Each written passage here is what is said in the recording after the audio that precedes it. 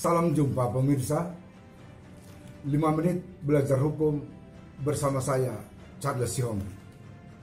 Seperti saya sudah sampaikan pada video terdahulu yang sebelum ini, bahwa saya akan atau kita akan membahas upaya paksa.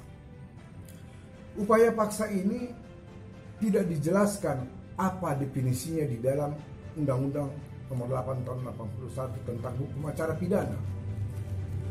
Tetapi yang ditulis di sana, yang dijelaskan hanya ada jenis-jenisnya, yaitu pertama, penangkapan, kedua, penahanan, ketiga, penggeledahan, yang keempat, penyitaan.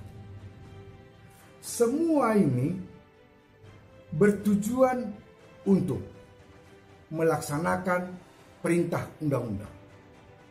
Jadi yang melakukan upaya paksa ini adalah penyidik atas perintah undang-undang untuk kepentingan penyidikan, penuntutan, dan peradilan. Bapak Ibu Saudara sekalian, dalam adagium hukum dikatakan bahwa pan reh wg nieting null and void. Artinya, kalau satu pelaksanaan undang-undang tidak dilakukan berdasarkan undang-undang juga, maka pelaksanaannya harus batal demi undang-undang. Atau saya ganti, pelaksanaan hukum jika tidak dilakukan berdasarkan hukum, maka pelaksanaan tersebut gugur demi hukum. Itu sebabnya semua tindakan yang dilakukan dalam upaya paksa harus berdasarkan undang-undang. Kita bahas satu demi satu. Penangkapan. Penangkapan ini adalah suatu rangkaian kegiatan yang dilakukan untuk mengekang sementara waktu orang yang diduga telah melakukan perbuatan pidana dengan bukti permulaan. Jadi kriterianya harus ada bukti permulaan. Bukti permulaan itu apa? Kita kembali kepada alat bukti.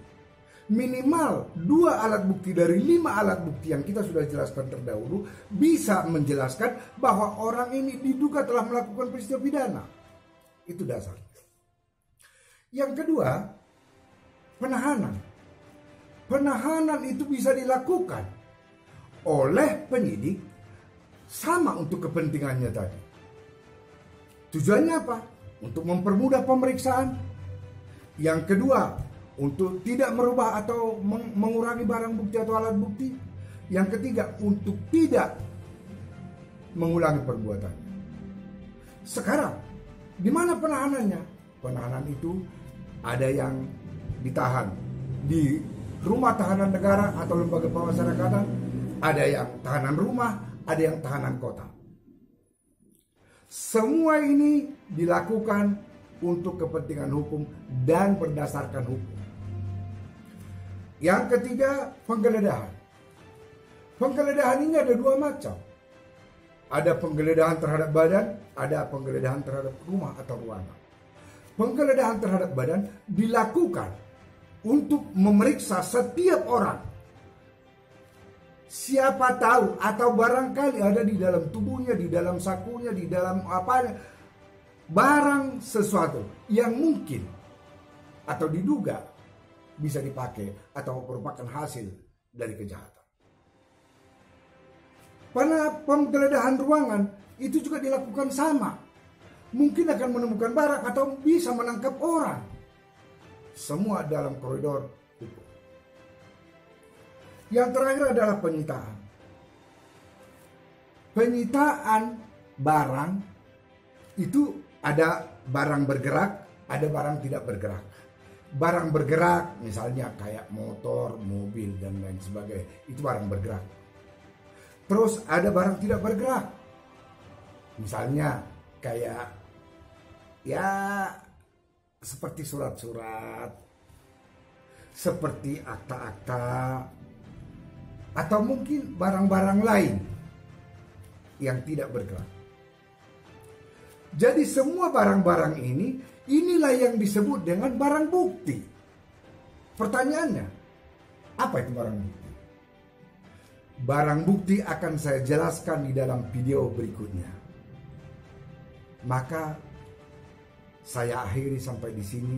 Kalau ada penjelasan saya yang kurang jelas, silahkan nanti dipertanyakan. Setidak-tidaknya saya akan menjawab melalui kolom komen atau melalui video. Bagi para mahasiswa yang sedang belajar hukum acara pidana, saya harap ini bisa bermanfaat sebagai pembanding. Dan bagi teman-teman yang sudah lama tidak belajar hukum acara pidana, penyegaran. Bagi Bapak Ibu yang sama sekali belum pernah mendengar, setidak-tidaknya pernah mendengar dan bisa bermanfaat. Sampai jumpa.